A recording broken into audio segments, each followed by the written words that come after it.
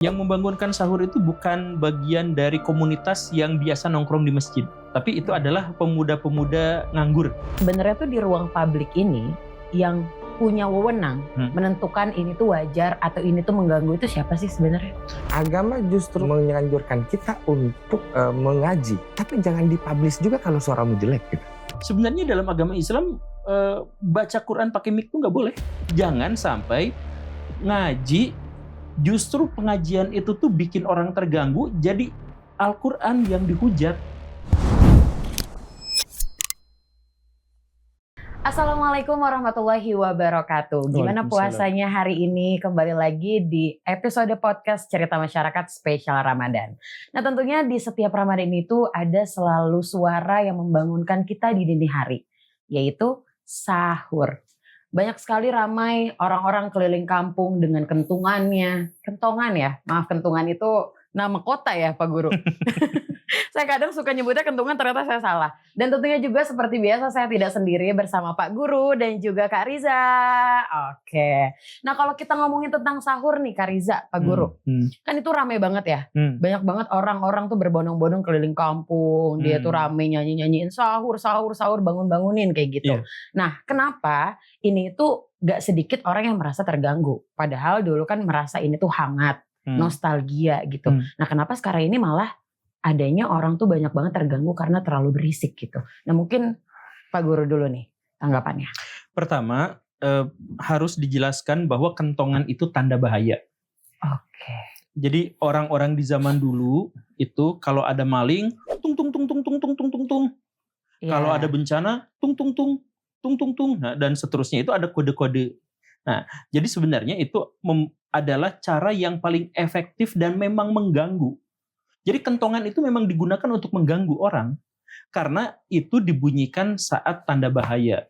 Karena tanda bahaya dan orang-orang sudah biasa mengenali bahwa kalau bunyinya seperti itu, semengganggu itu, maka saya harus bangun. Orang gak usah teriak bahwa ada kebakaran, gak usah. Dengan suara seperti itu, dengan nada yang begitu, berarti memang ada kebakaran. Begitu. Jadi sebenarnya di zaman dulu tuh sudah seperti itu. Itu yang pertama. Jadi memang untuk mengganggu. Asli, kentungan itu untuk mengganggu. Nah, kemudian ketika masuk ke dalam tradisi orang-orang Islam itu kemudian menggunakan itu untuk penanda azan. Jadi kalau azan di zaman dulu, orang-orang tuh juga nggak ngerti kenapa saya harus ke sana. Tapi kalau dikaitkan dengan kentongan, tanda bahaya, maksudnya kalau kamu tidak ikut sholat, kamu akan kena bahaya gitu. Jadi akhirnya kentongan itu digunakan menjelang bedug dan bedug menjelang azan. Sebelum azan. Jadi panggilan lokal masyarakat kita itu adalah kentongan sebenarnya, bukan azannya. Azannya kurang dikenal di masa-masa awal penyebaran agama Islam. Begitu. Nah, dan akhirnya apa? Berhasil. Ternyata dengan kentongan itu bisa mengajak orang untuk beribadah di masjid. Begitu. Nah, tapi pada waktu itu kenapa tidak ada komplain? Karena pada waktu itu masyarakat hidup dalam perkampungan-perkampungan yang sangat komunal dan ditambah jarak rumah dengan tempat ibadah umumnya tidak dekat. Jadi biasanya tempat ibadah itu misalkan ya pemukiman, kemudian sawah, nah di tengah sawah itu ada masjid. Begitu. Jadi ketika ada kentongan itu tidak mengganggu, itu nostalgia. Iya, itu seru ya. Betul. Bener. Nah, jadi setiap tradisi itu memang punya tempatnya, punya bingkainya. Jadi kalau tradisi ini disimpan, kalau tradisi ini begitu menyenangkan, tapi kalau ditempatkan di tempat yang lain itu jadi nggak enak. Iya. Nah, ini kentongan itu ditempatkan di mana masyarakat itu hidup agak berjauhan, mereka komunal, dan kemudian jarak tempat memukul kentongan dengan ini tuh sebenarnya agak jauh. Sebenarnya begitu. Nah, jadi coba bayangkan di zaman dulu di tengah sawah, maghrib, semilir angin, kemudian ada suara azan. Enak banget. Iya, enak banget, syahdu itu. Syahdu banget. Bener. Sekarang suara azan ditempatkan di tengah kota dan dalam radius 100 meter 3 masjid dengan suara yang balapan. Iya benar. Bahkan suara yang syahdu sekalipun itu mengganggu. Termasuk begitu juga dengan kentongan. Kentongan di zaman dulu tuh jaraknya jauh dan jaraknya dekat itu kalau yang tadi itu memang sengaja mengganggu. Untuk membangunkan orang kan sengaja ibadah, mengganggu. Ya. Nah kalau pas zaman untuk sholat itu ditempatkannya di masjid kentongan itu. Nah di penanda situ, sebelum azan. Penanda sebelum azan itu juga masih relevan. Sekarang seharusnya diganti dengan bangunin aja pakai alarm berjamaah gitu, pakai apa. Jadi alarm saling miss call, saling apa di zaman dulu tuh ya. Ya itu tuh jauh lebih relevan daripada kita menggunakan kentongan yang sengaja memang untuk mengganggu, tetapi dalam konteks zaman dan konteks situasi yang sangat berbeda. Iya. Jadi kalau di zaman sekarang tuh sebenarnya udah agak nggak relevan ya. Nggak relevan sebenarnya. Nggak pas gitu loh. Nah, Oke. Kalau Kak Riza, gimana nih Kak Riza? Nah. Apakah ini nostalgia atau sebenarnya emang mengganggu juga gitu di zaman sekarang? Begini sebenarnya yang harus dipahami. Semua tindakan yang ekstrim dan tidak tahu diri itu sudah pasti menjadi tindakan yang dilarang agama. Contoh. Oke. Agama tidak pernah melarang kita makan, tapi jangan rakus. Benar, berlebihan Kan gitu. ya. Iya, ekstrim, titik ekstrimnya gitu. Agama tidak melarang kita untuk menabung, tapi jangan pelit. Kan gitu, itu titik ekstrim. Nah, agama justru menganjurkan kita untuk mengaji. Tapi jangan dipublish juga kalau suaramu jelek gitu. Betul. Iya. Karena kan tidak ada anjurannya bahwa yang disuruh kita adalah mengaji, membaca Al-Quran kan gitu. Itu bagus loh, membaca Al-Quran di masjid itu bagus. Tapi bukan berarti setiap orang berhak untuk membaca Al-Quran depan mikrofon. Tidak semua suara kita itu suara kori gitu. Nggak semua suara kita suara kori. Ini kan banyak orang yang kemudian tidak tahu diri dan si paling mengaji menurut saya. Apalagi sekarang teknologi kenapa tidak download aja sih atau streaming aja yang bagus-bagus suaranya situ. Lebih merdu. Cobalah kita mengesankan. Jadi gini, kita kan ini negara dengan fakta sosiologis bahwa kita heterogen ya. Kita harus mengakui eksistensi bahwa agama lain itu ada. Kita nggak bisa nutup mata di situ. Tapi masjid itu berarti bukan juga bahwa sesuatu yang kemudian berdiri di tengah-tengah pemukiman yang lokalisasi umat Islam saja. Enggak. Masjid itu berdiri di tengah pemukiman yang heterogen. Ada agama lain. Cobalah ini kita semua berpikir untuk menyelamatkan nama baik agama kita. Gitu, dengan tahu diri lah bahwa kalau suaramu jelek nggak usah mengaji di mikrofon masjid gitu. Tapi saya pengen nambahin dikit. Boleh. Sebenarnya dalam agama Islam baca Quran pakai mic tuh nggak boleh. Oh gitu. Nggak boleh. Bahkan nggak boleh ya. Kalau mengganggu. Kalau itu justru mengganggu. Kan? Jadi gini nih. Jadi misalkan gini nih ya. Di masjid ada orang saya dulu. Saya tuh baca Quran ditegur sama ustadznya. Dan kenapa? Karena suaranya terlalu kencang. Lah emang kenapa kalau suaranya terlalu kencang? Nanti mengganggu. Kan di sini juga ada yang beribadah, ada yang sholat. Bahkan yang tidur tuh kalau terganggu itu langsung sama ayat Al-Quran tuh kan disebut kamu tuh kamu tuh tidak berbicara dengan Tuhan yang tuli. Iya. Jadi betul. Suara kamu tuh santuikan aja gitu. Jangan sampai ngaji justru pengajian itu tuh bikin orang terganggu. Jadi Al-Quran yang dihujat. Iya, aku juga pernah dengar deh, aku baru ingat itu dari bunyaiku juga pernah menyampaikan itu. Memang seperti itu. Nah, makanya saya tuh bingung kalau sekarang orang-orang berlomba-lomba megang mic, baca Quran, kencang-kencang, teriak-teriak, ke yang itu dipasangkan di mic itu tuh sebenarnya haram. Dan bukan hanya sekedar haram, saya mengalami sendiri. Saya lagi sholat, batal gara-gara bacaannya tuh berbeda dengan yang saya kan jadi ngikut gitu. Iya. Ke distract ya jadinya ya. Atau pernah kejadian saya sholat Jumat gitu. Pas orang bangun, saya tuh bangun dari sujudnya tuh duluan karena ngedenger masjid sebelah teriak kenceng gitu, Allahu Akbar gitu. Saya bangun duluan, belum sujud lagi gitu. Nah itu kejadian seperti itu. Nah ini tuh haram, ini tuh nggak boleh karena mengganggu. Gitu. Iya. Jadi mengganggu orang lain tuh dalam Islam tuh haram. Nah dan ditambah lagi mengganggu yang mengatasnamakan agama. Benar. Nah, kayak gitu. Jadi ya seperti Akang tadi itu, kalau misalkan bisa nggak sih kita yang azan suaranya bagus gitu. Nah, cuman masyarakat kita entah bagaimana cacat logikanya tuh tembusnya tuh luar biasa. Ketika kita mengkritik speaker masjid, kita dianggap menghina agama, dianggap melarang. menghina azan. Jadi mengkritik suara masjid sama dengan melarang azan. Iya betul.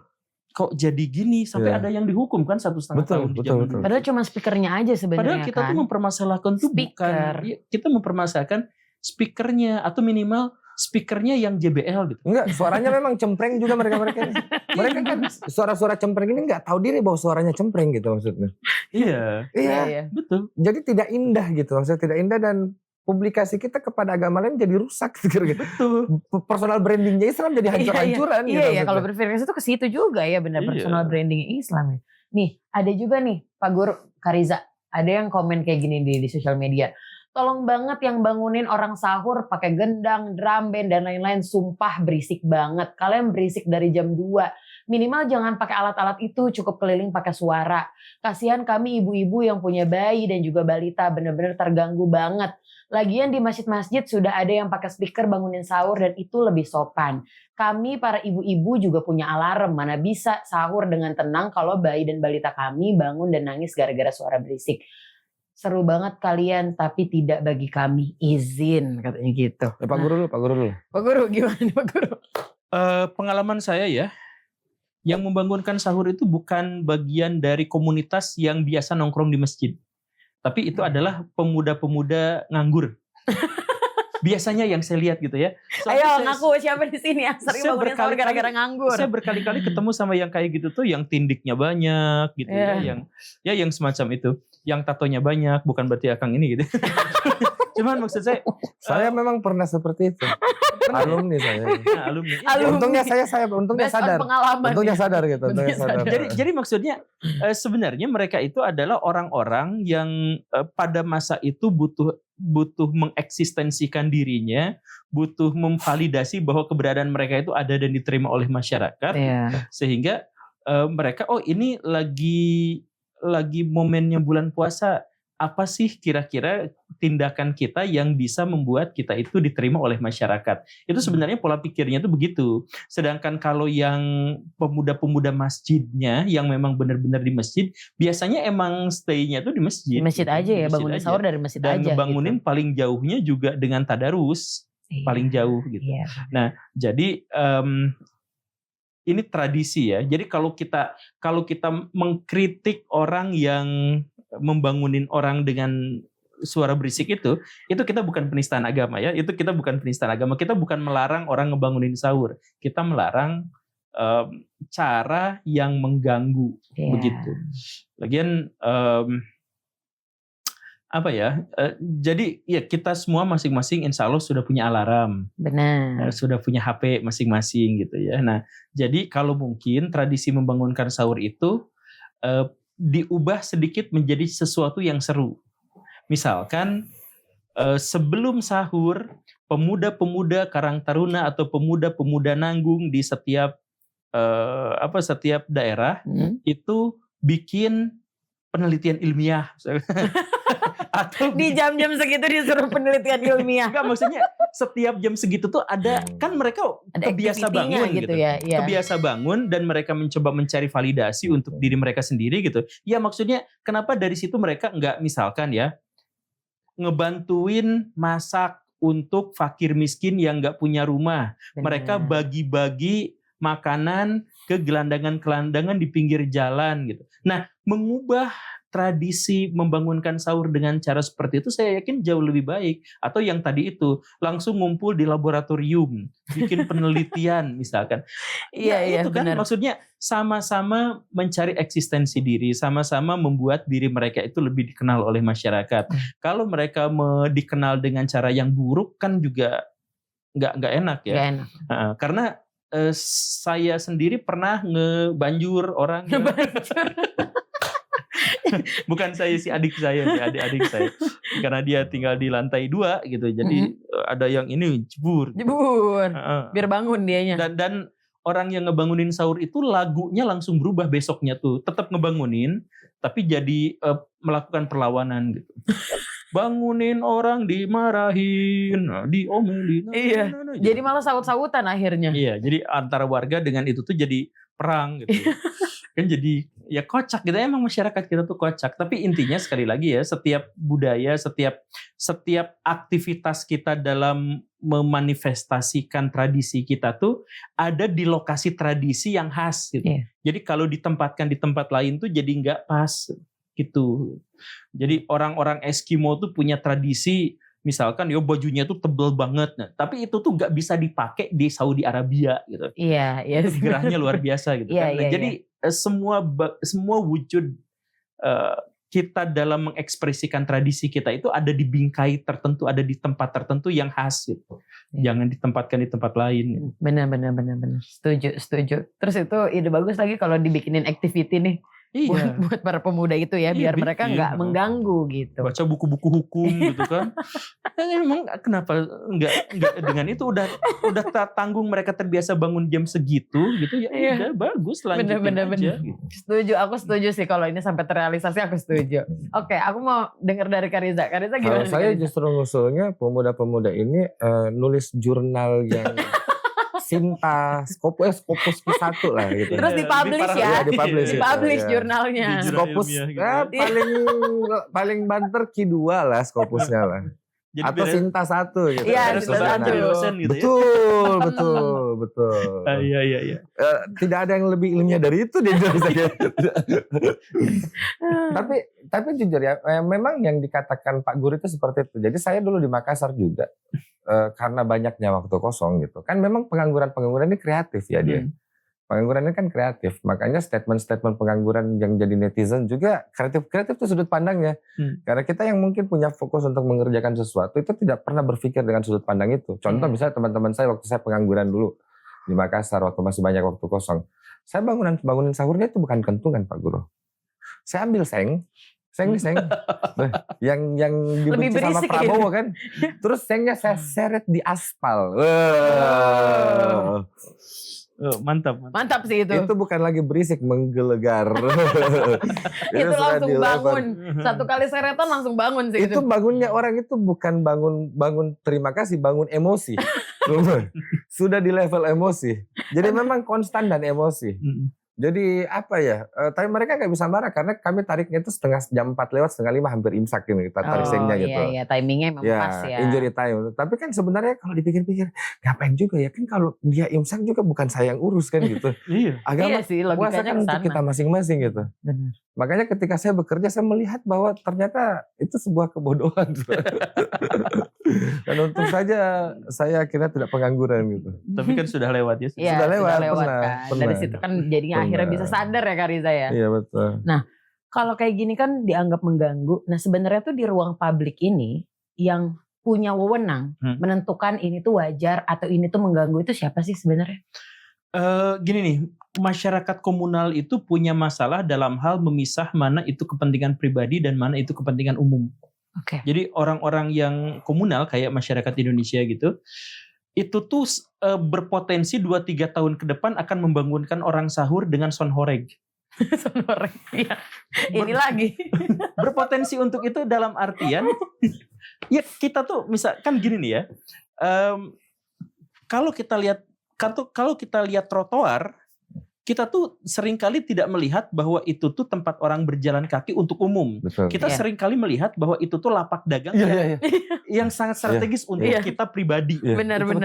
Gitu kan? Betul. Nah, ketika kita melihat ada jalan yang cukup besar di depan rumah kita tuh bukan berpikir jalan itu tuh untuk orang lewat, tapi kita berpikir itu tuh adalah untuk menyelenggarakan hajatan kalau anak kita tuh nikah. Iya, betul. Nah, jadi karena apa? Karena masalah-masalah yang adalah karena wilayah-wilayah yang privat dan wilayah-wilayah yang umum, yang publik, itu masyarakat kita tuh relatif tidak bisa membedakan itu.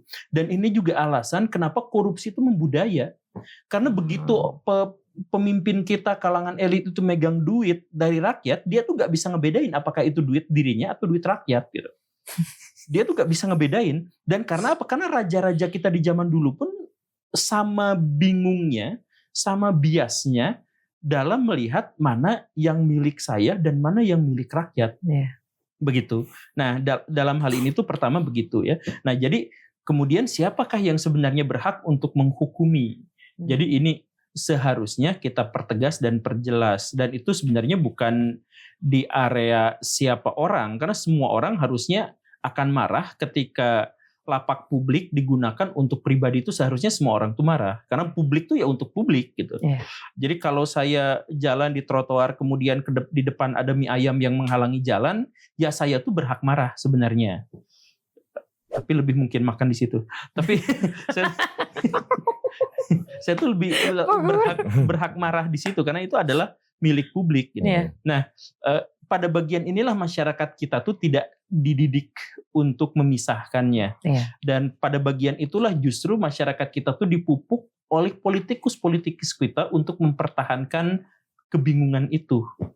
Nah, jadi pada bagian kesulitannya secara akar kebudayaan kita tidak bisa tahu itu. Nah, jadi ketika sahur ada yang membuat orang lain berisik tuh, terganggu, orang tuh bertanya-tanya, kenapa gitu? Dia tuh nggak bisa, oh ini masalah pribadi dia tidur dan puasa itu adalah urusan pribadinya. Sedangkan suara yang menggelegar sampai ke kedengaran itu berarti adalah masalah publik. Dia tuh nggak ngerti itu, dia tuh nggak ngeh itu. Gitu. Ya kalau ada jalan di depan, ya buat main bola anak-anak ya boleh, kenapa tidak gitu. Ya sama seperti beberapa politikus kita.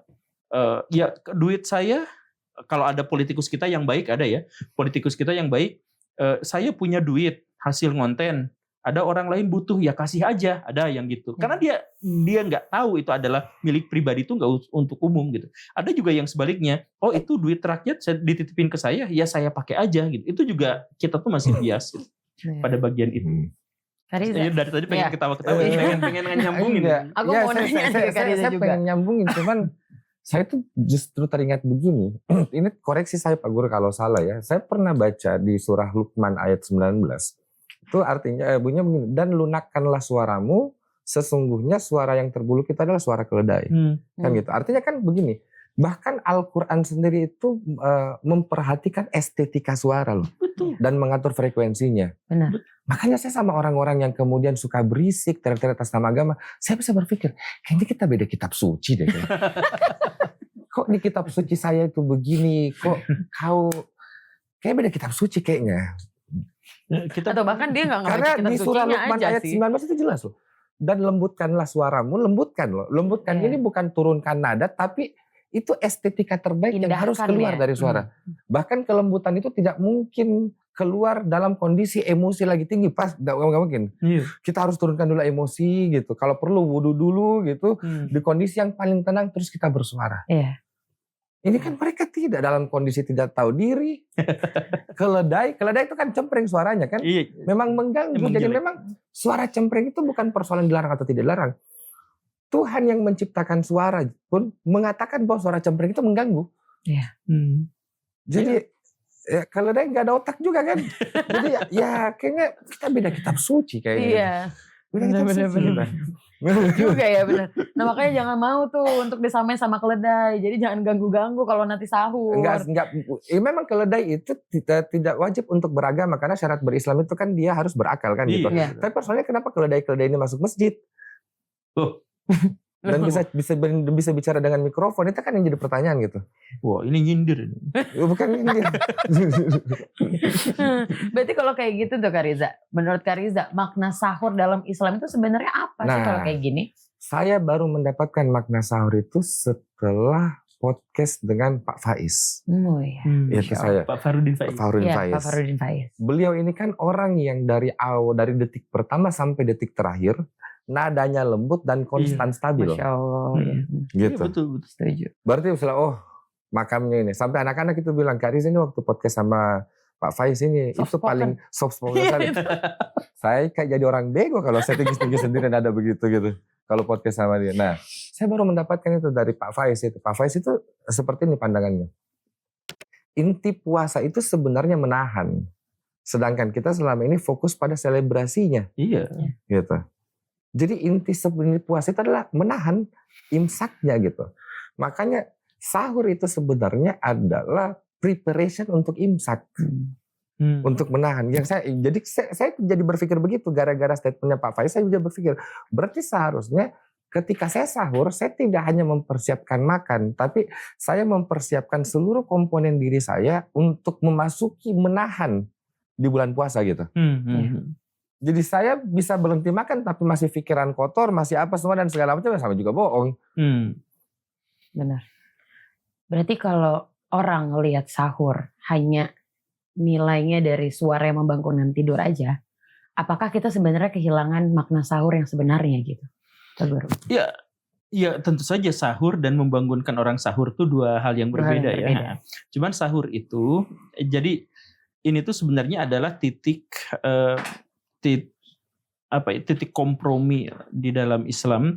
Di satu sisi bahwa orang-orang itu harus dibuat menderita di siang hari, agar dia tuh merasakan penderitaan, karena banyak sekali pelajaran hidup tuh baru kerasa setelah kita mengalami penderitaan. Ketika kita lapar dan haus dan kita menahan diri dari segala kesempatan yang biasa kita lakukan, itu tuh ada banyak sekali makna dan pelajarannya. Nah, tapi di sisi lain, membuat orang menderita terlalu ekstrim juga itu akan sangat berbahaya. Dan karena itulah maka sahur dan berbuka itu diupayakan benar-benar menyesuaikan dengan fitrah manusia. Sahur boleh jam 12 malam juga boleh, tapi diupayakan menjelang imsak. Menjelang matahari terbit, menjelang fajar terbit. Nah, begitu. Dan berbuka itu bebas, mau jam 9 malam juga bebas. Tapi sebisa mungkin diharapkan itu adalah pas maghrib, pas matahari terbenam. Sunnahnya kan menyegerakan buka Jadi sebenarnya puasa. ini tuh adalah kompromi. Di satu sisi Tuhan menghendaki agar manusia belajar dari penderitaan dan memaknai hidup dari sana. Tapi di sisi lain Tuhan juga tidak tega dan melihat kurang lebihnya ya, melihat bagaimana kemampuan manusia, kayaknya manusia juga harus diberikan penghiburan dengan sahur dan buka. Dan karena orang-orang Islam sudah terbiasa, seharusnya dalam tanda kutip, seharusnya sudah terbiasa bangun jam 4 pagi untuk menjalankan ibadah sholat subuh, maka ya sudah ditempatkan di sana saja. Nah, imsak kemudian datang belakangan. Imsak itu sebenarnya bukan dalam Islam ya, jadi nggak ada angka itu. Sebenarnya itu adalah diperkirakan baca 50 ayat sebelum fajar. Nah itu tuh sudah berakhir. Gitu. Tapi sebenarnya patokannya ya tetap aja pas azan. Gitu. Pas azan. Ya. Kariza, gimana Kariza? Saya justru berpandangan bahwa jadi saya pernah baca buku ya. Ada pernah buku judulnya saya baca itu, ini bisa didapat di Periplus juga bukunya. Bukunya itu judulnya The 5 AM Club. Itu buku yang kemudian mendokumentasikan apa kebiasaan-kebiasaan orang-orang di level tertinggi, orang-orang kaya itu kumpul, dan mereka disebut sebagai orang-orang yang kemudian beraktivitas sejak jam 5 pagi. Bayangkan ya. Saya jadi berpikir begini. Kalau kita ikuti betul-betul Islam ini dengan baik, tatanan waktunya dan segala macam, kita mempersiapkan diri, kita tidak perlu masuk klub itu. Berislam aja itu kita sudah bisa menerapkan itu sebenarnya. Sholat subuhnya, karena kan di 5 AM Club itu bukan hanya ini ya, ada orang bangun pagi-pagi sebelum beraktivitas jam 7 mereka yoga dulu, mereka sarapan dulu, mereka olahraga dulu dan segala macam, mereka meditasi dulu bahkan. Jadi orang-orang kemudian yang di titik yang sampai di level tertinggi kehidupannya itu punya kebiasaan bahwa dia pasti akan mulai harinya di pagi-pagi yang pagi-pagi buta, gitu. Bukan seperti pengangguran yang kemudian bangun jam 10 dan jam 12 terus berharap rezeki kemudian datang kan gitu. Transaksi udah close gitu. Jadi yang tadi pakai ketongan itu siang-siang baru bangun gitu. Nanti habis nggak sholat subuh juga pasti nongkrong di luar jaga parkir gitu. Ya si paling Islam divisi eksternal gitu. Nongkrong jaga parkir kan itulah kelakuan saya dulu kan gitu. Nongkrong jaga parkir, jalan-jalan subuh, lirik-lirik cewek lain, habis itu pulang haus tidur gitu. Bangun jam 4 kan gitu. Bangun jam 4 loh. 4 bangun jam 4 guling-guling dulu, buka-buka mata. Sudah setengah 6 barang. siap-siap berbuka puasa. Senang sekali buka aib ya. Iya. Gitu. Enggak, itu sharing ceritanya. Sharing aib. Iya. Padahal udah aku benerin loh Kak Riza. Aduh. Oke, makasih banyak Pak Guru dan Thank juga you. Kak Riza. Nah teman-teman, jadi di sini di tengah perdebatan tadi antara bising atau enggak, teman-teman bisa menilai apakah selama ini kita melihat aktivitas sahur itu hanya sekedar untuk membangunkan orang, atau sebenarnya dari kenyamanan dan ruang yang sunyi untuk kita bisa menjemput keberkahan di Ramadan yang sebenarnya. Tulis di kolom komentar bawah. Sampai Mantap. jumpa di episode selanjutnya. Yeah.